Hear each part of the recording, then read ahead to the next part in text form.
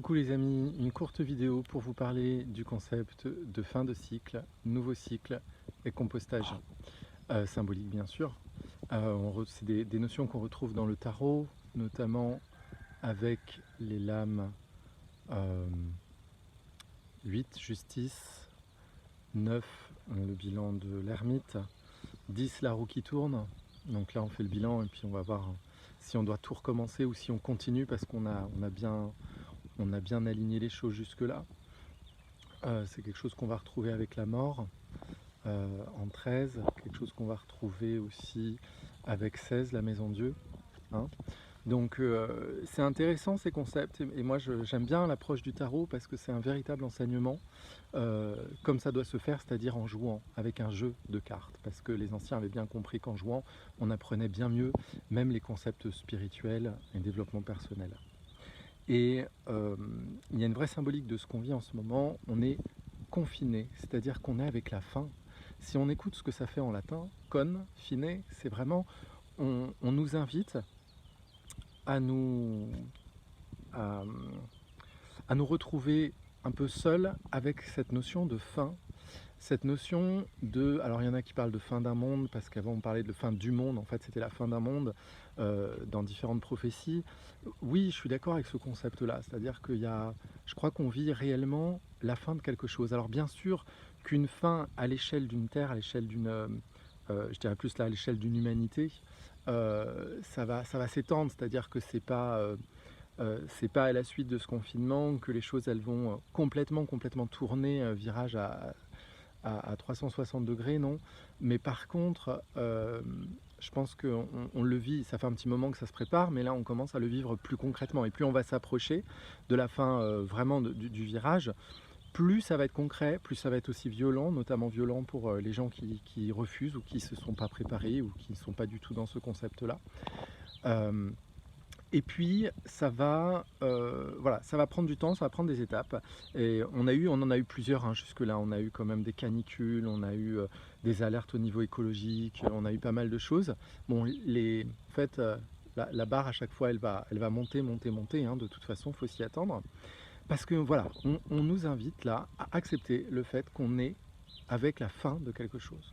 On doit, de façon collective, accepter et accueillir la fin de ce monde, la fin de ce monde de la surconsommation, la fin de ce monde de la société occidentale telle qu'elle était jusque-là, pour accueillir le nouveau. Et pour accueillir le nouveau, il y a quand même Einstein qui disait qu'on ne peut pas solutionner un problème avec le même état d'esprit que celui qui l'a créé. Donc je pense qu'on a le devoir, en se retrouvant confiné avec cette fin, cette notion de fin, on a le devoir déjà, de l'accueillir, de la comprendre, et puis après de laisser ça composter.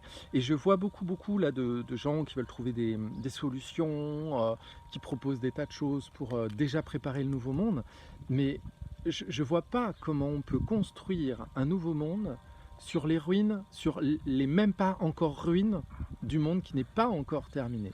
C'est-à-dire qu'il me semble hyper important, là déjà de comprendre collectivement que c'est vraiment la fin de quelque chose, et derrière qu'il y aura un temps nécessaire de compostage.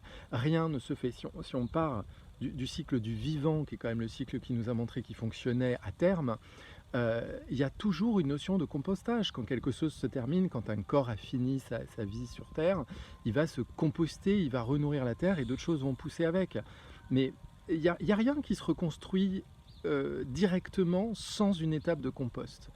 Donc je vous invite à réfléchir à ça, déjà cette notion d'accueillir cette fin de quelque chose. Et accueillir la fin, c'est pas forcément de la tristesse, ça peut être une forme de tristesse, ça peut être aussi une joie d'accueillir le nouveau et la surprise du nouveau. Vous voyez, c'est comme la mort et la naissance, hein, c'est la même chose. Voilà, c'est un peu comme ça, c'est un peu en équilibre. Et puis, voilà, cette notion de compostage. J'aimais bien cette partie de la vidéo du mec qui a fait une vidéo justement qui s'est fait un peu surprendre par ça, justement par le côté viral de sa vidéo sur la méditation. Mais il en parlait de ça, qu'il y a un moment donné, faut accepter, faut pas aller trop vite, faut accepter que tout ça, ça se termine correctement, que tout ça, ça se composte correctement, et les solutions pourront venir que après.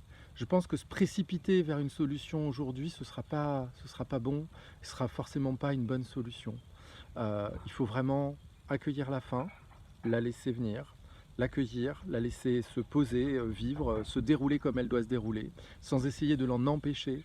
Et puis après, il faut laisser ça composter, bien composter. Et puis après, il faut voir aussi, faut se laisser inspirer de ce qui peut ressortir de ce compost, hein.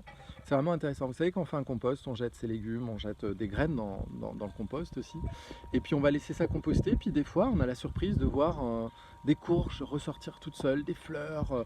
Moi, j'avais jeté des trucs de rosier, des branches de rosier qu'on avait coupées. Elles ont finalement pris racine dans le compost. Et ça vient pas de moi en fait. Et pourtant, quelle merveilleuse solution. Vous voyez? Donc il faut peut-être laisser les graines, parce que forcément dans le compost il y a des bonnes choses, c'est-à-dire que ce qui meurt de cette société, tout n'est pas mauvais. Ça va composter, il y a des bonnes graines là-dedans, mais on va les laisser se composter, on va les laisser sortir quand c'est le bon moment pour elles. Parce que vous voyez, une graine, si on la plante trop tôt et si on la booste, alors des fois en effet, à force de la booster, comme les plantes qu'on achète en grande surface, elles vont d'un seul coup être belles et grandir. Puis une fois chez vous, au bout d'un an, elles sont crevées parce qu'en fait elles ont été trop boostées, c'était pas le moment pour elles, on n'a pas respecté le cycle naturel. Donc je pense que c'est vraiment quelque chose d'important à faire maintenant. Donc accepter avec ce confinement d'être confiné, c'est-à-dire d'être avec cette faim, de l'accueillir, de l'accepter, et puis de laisser ce temps de compost et de faire confiance, vivre dans la confiance de ce qui va être et des choses qui vont émerger. Parce que, à mon avis, moi je suis d'avis que les seules bonnes choses qui peuvent émerger dans les idées, dans la reconstruction d'un monde, elles viendront d'une inspiration, elles viendront pas du mental, elles viendront pas des grandes réflexions, des gens qui vont faire fonctionner leur mental avec une grosse machine de guerre, avec des gens qui ont des études de pas possible parce qu'ils ont bien montré qu'ils ne pouvaient pas nous diriger. Je pense les solutions viendront de surprises intuitives, de l'inspiration et puis de la grâce. Voilà. Donc laissons de l'espace pour que tout ça, ça puisse se produire. À plus, ciao.